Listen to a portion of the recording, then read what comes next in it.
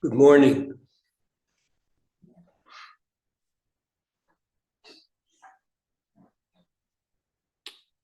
Thank you all for giving yourselves to this practice and supporting each other. It has been a wonderful practice together. The question now, how best to continue the practice as we return to the world, so to speak, our daily lives.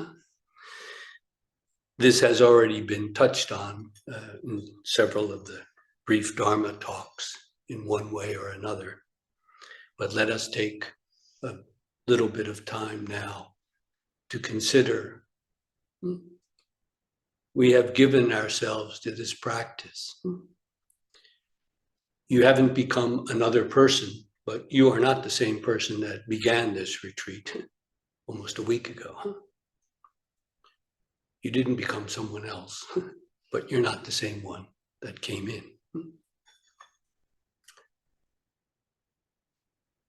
As a matter of fact, you came in as a Buddha, and you will leave as a Buddha. Hopefully a little less of a Buddha.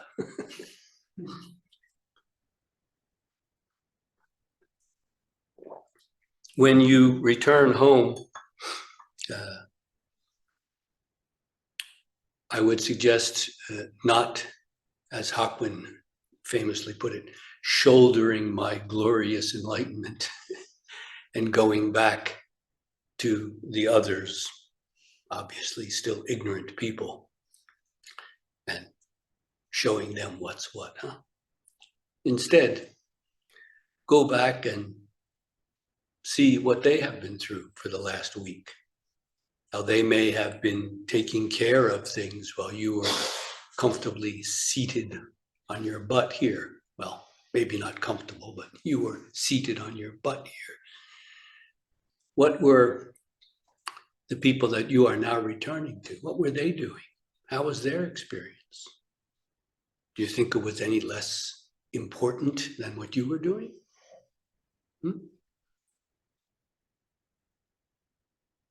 Consider well,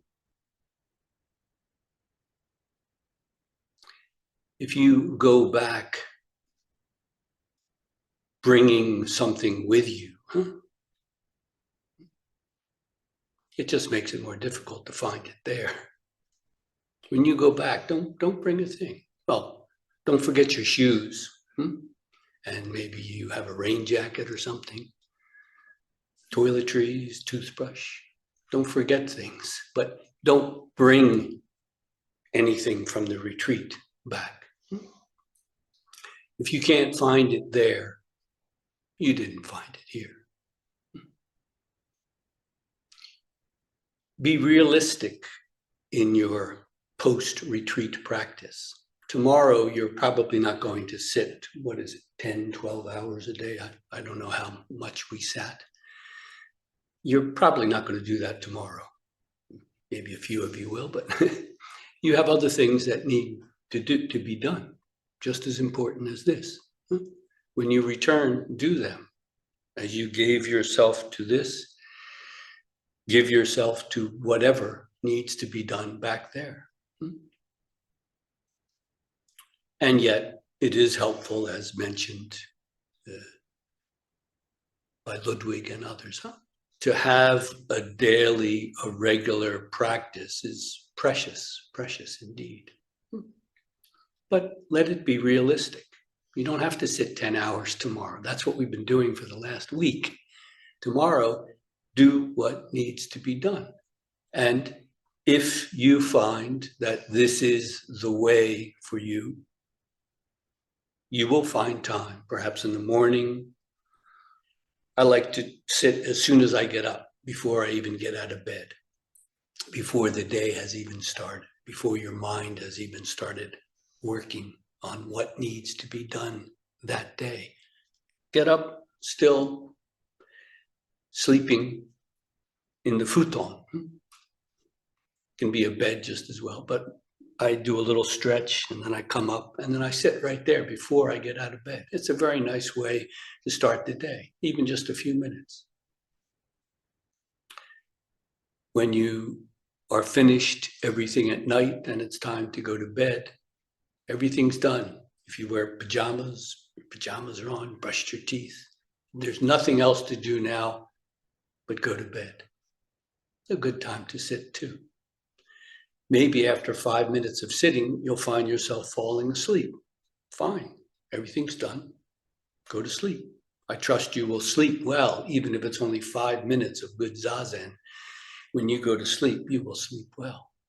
On other nights, you may find you're fired up and you sit for an hour or two. Fine. I assure you, good sitting is definitely better than bad sleep. So don't think, oh, I didn't get enough sleep. Good zazen will take care of it, don't worry. And of course, during the day, if you can sit, do it. But don't try to force, I have to sit an hour every day. And meanwhile, you have all kinds of obligations that day. So you're sitting there on the cushion for an hour, but actually, what's going on in your mind? Oh, I forgot to make that phone call. It would be better to do 20 minutes of really good zazen, having done everything else that needs to be done. And then you only have 20 minutes left, but really give yourself for that 20 minutes. It's better to do that than to try to rush in and do 60 minutes. I did 60 minutes. Of course, I was falling asleep or thinking about it. So we're definitely going for quality, not quantity. In the retreat, it gets a little fuzzy, doesn't it? Are we going for quality or quantity? Let's throw them both out and just sit our ass off. Well, that's what a retreat is for. But in daily life, it's a little bit different.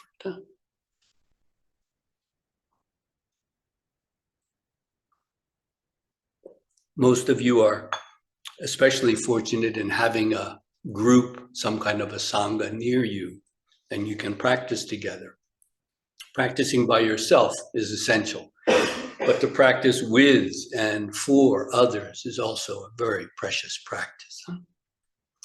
If you don't have anyone nearby to sit with, there are online groups. It's not the same thing, but it's something. It can be helpful to sit online with other people. There are several of these groups on our website that you can get in touch with and sit morning, noon, night. They're all over the world, so you can find a time that maybe works for you. It might be good from tomorrow to take a few days off and not sit. Let your soreness heal. Take a nice bath. Take a nice soak in a nice bath. Take a few days off and then see, does the zazen call you? Do you see, does it become clear the need to practice from perhaps a different place now? Okay, then practice. If not, fine, there are other ways. In America, we say there's more than one way to skin a cat. Pretty bizarre image, but there it is. So you might want to just let it go for a couple of days and then see. Does it really call from the depths of your being, not something you read in a book or something somebody said? Does the need to genuinely practice come? Well, then you've got everything you need, huh? But let it come from there rather than some kind of forced, I have to be able to keep some kind of a schedule because they do it or something like that. No. What is it that really calls you to practice? The clearer that becomes, the more natural the practice is. You find the hindrances, the obstructions, the difficulties are not really that at all. They are calls to practice. So find out. Zazen is not the way for everyone. Find out if it's the way for you. And if it is, you have a solid foundation now. See it through. And we will have another retreat, I believe, in February. And again, there are groups that you can join And of course, you can always sit on your own. And I trust before long that practice will mature to the point that, as Ludwig mentioned, the very separation, the very distinction between zazen on the cushion and the rest of daily life. It wasn't real to begin with. It's a division that we make. It doesn't exist in reality. We don't begin genuine practice when we sit down on the cushion. This is just a very nice place to do it. And we don't end our practice when we get up and then go and do something, if the practice is mature. If not, see where you're going wrong and correct it. You have already seen from the last week how the other Sangha members, the people that you practice with, can be a great spur, a great encouragement, and also can show you that, oh, I'm not the only one that feels stuck. Yeah, that's right. When people frankly and humbly speak about their experience, it can be helpful. It can be very helpful to see, oh, yes, I'm not the only one. And maybe to get some tips on how to work your way through that. You have everything you need. You came here with everything you need, and you will leave with everything you need.